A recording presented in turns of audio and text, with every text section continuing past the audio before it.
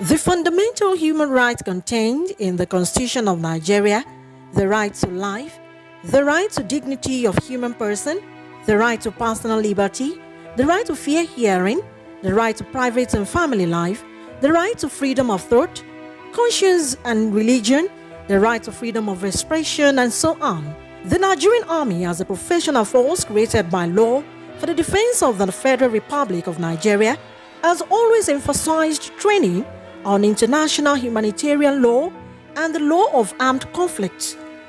To its credit, the Nigerian Army has operated in places like Sudan, Liberia, Sierra Leone, Congo, Angola, and many other places outside Nigeria without any significant infringement on the rights of the civil populace.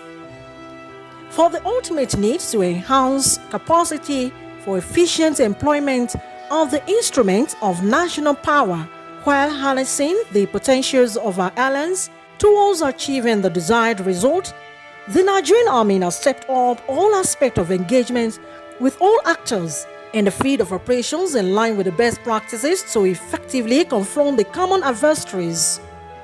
The Chief of Army Staff, Lieutenant General Taoreed Abiodun Lagbaja, revealed this today at the maiden edition of the Nigerian Army Human Rights Seminar in Abuja with the theme National Security and the Complexities of Human Rights, which he said is quite apt and is consonant with the current realities.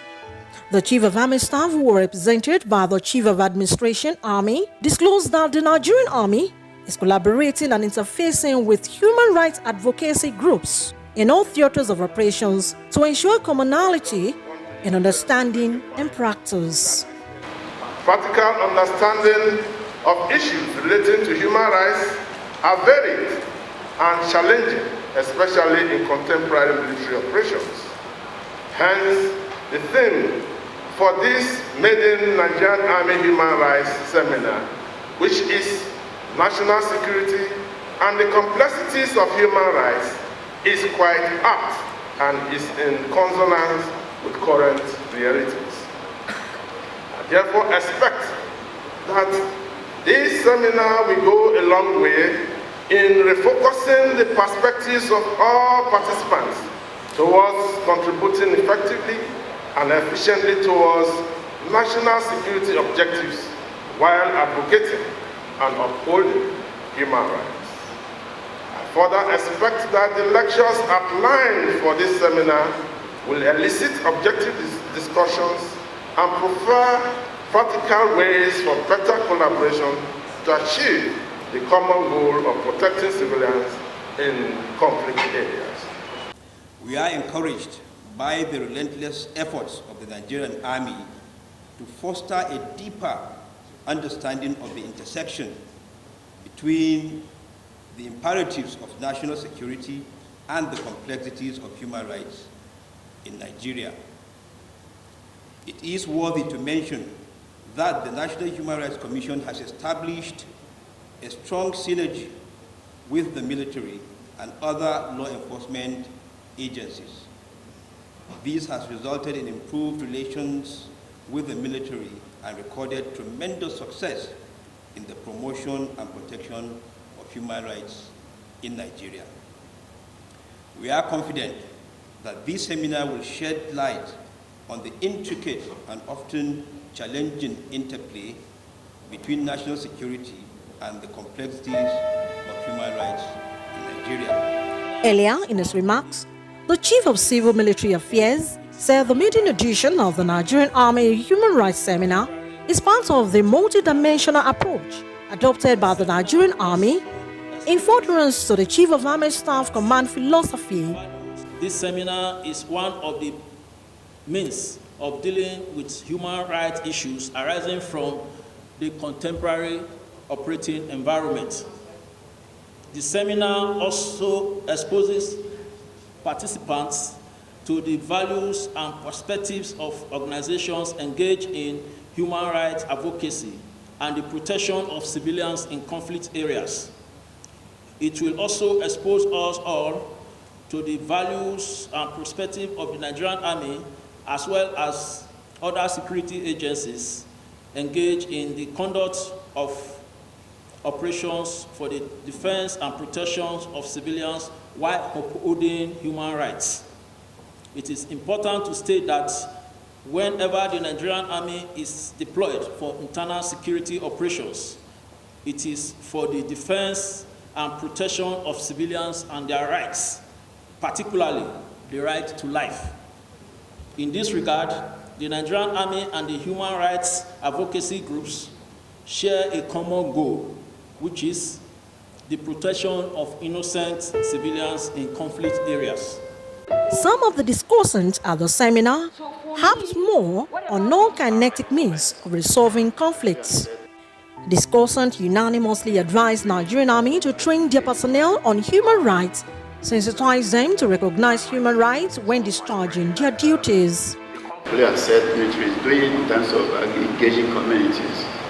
But if these are not put out in a strategic way, there's no way anybody will know. And if you do a lot of good things and you don't engage the media to publicize it and to give positive feedback, then the communities will think that the military is after everybody. People had been brought down from a bus, a public bus, and they were asked to raise their hands and raise their heads up. That is to say, they were being punished by looking up onto the sun. Late Sheikh Limu broke down. He broke down. And then moving on, we realized that over 40 streets were blocked and access was impossible. Moving on, we were not allowed into Giwa Barracks. Moving on, we met 3 people, but I will only tell you the experience of one. We asked him, in the context of what is happening, that is along lines of kinetic, that's the early days of Boko Haram. We said, how do you manage to recognize what is happening at your doorsteps? And he gave us a simple analogy. He said, when there is a blast, he called it bomb, whatever, they come out after to look at the crater it creates. He says, when it is shallow, then it is the insurgents. But when it is deep, it is the Nigerian army. This topic that my brother Gad spoke on is very, very, very essential for the synergy that needs to exist between the civil society and the Nigerian army. In the first place, the civil society needs to understand what Nigerian army is going through. They also need to be the ones to seek for accountability against the Nigerian army. Approach to threat is what our military has been used to. And the non-kinetic is what we expect the police in civil space to work and also protect civilians and the community. So the military being visible within the community now is expected to adopt that particular approach to see the civilians as partners in progress that are needed to actually win or defeat the threat to the security of persons and also their rights. And she said to me, we lost our girl. This is the wife. It paints a picture of what people go through. And it excites me every time I see some of my friends. And what it does to me is like, alhamdulillah, they're alive or they're still here. So we've realized the fact that kinetic means of resolving conflicts will not be enough to solve Nigeria's security challenges. So there is need to infuse non-kinetic means. And one of the key things we are looking at also is that the rights of civilians in conflict places should be protected. So in the course of fighting insurgency, we should not trample on the rights of civilians. Of course, the Constitution of the Federal Republic of Nigeria under Chapter 4 provides the right to life, the right to dignity of human person. Most uniformed people, in particular the Nigerian Army, do not have respect for human rights. Basically because in the last 20 years, we've seen the Nigerian Army doing more of internal policing and internal security than the police. And so for every time you have interaction with the army in response to crises, either farmers' herders crisis, the Boko Haram issue, kidnapping, banditry, we're bound to have issues of human rights violation because of the nature of their intervention. And so I think this conversation we're having today is to strengthen that relationship, to give people more insight into the working of the army and what we need to do too as civilians to ensure that we show respect to them when they are working, and when issues of human rights happen, who do you need to talk to? I know there's a lot of effort in the military for civil-military relations, and so this effort needs to be made known so that people know who to speak to, where to go, and raise those kind of concerns. And I think that we cannot be talking about democracy without respect for human rights. We cannot be talking about national security without respect for human rights. Most often when you hear about national security, we're asked to drop our rights as human beings. They declare state of emergency and then people are told not to say anything. But what we're saying is that in the midst of national security, in the midst of all of this conflict, you can still protect people's rights, you can still ensure that you work within the ambit of the law, you can still respect the rules of engagement and ensure that we minimize the collateral damage that comes as a result of intervention of the military. But I must quickly add that the military do not go into civil space if the civilian don't invite them.